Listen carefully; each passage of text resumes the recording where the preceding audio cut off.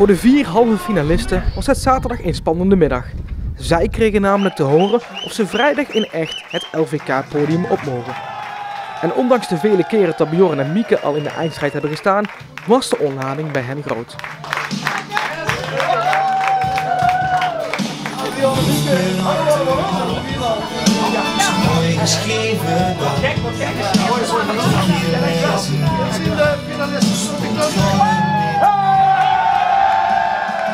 Uiteraard, ja, dat zeggen we zelf, dat went nooit. Dus het is heerlijk om gewoon dat gevoel weer te hebben van ze komen en ze zien er ook daadwerkelijk. En dan eerst nog een hele historische rondleiding de Venrooy van onze cultuur snuiveren. Kevin van der Rijplatsoen en geweldig. Kijk, bedankt. Goed hè? Hoi hoi. Succes.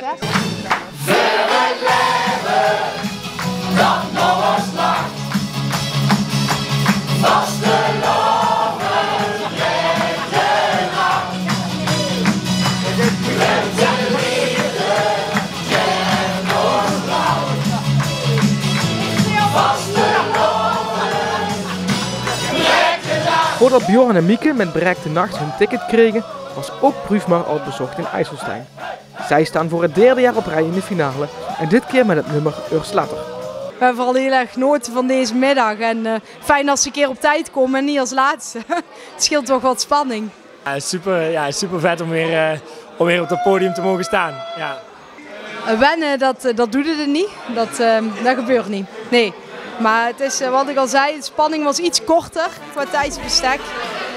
En dat is toch wel fijn. Ik wil eens later, ja la la la la later.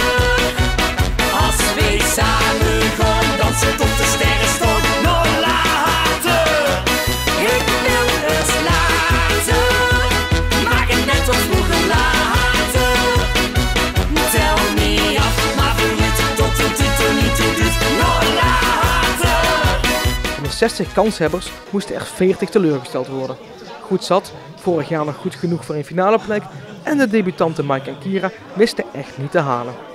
Het was voor het Vlindersduo een zenuwslopende ervaring. Ja, de spanningen zijn er wel, ja. Maar ja, we doen de eerste keer mee, dus je weet het niet. Alles is welkom, hè? Ja.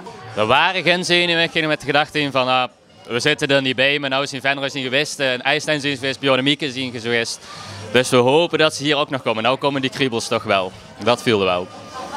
Tot nu toe wat we allemaal hebben gehad, was echt zo gaaf. Was echt genieten. Ja, zeker. Alles wat we hebben gehad, dat is een mooi geweest. Wat er nog komt, dat is een cadeautje.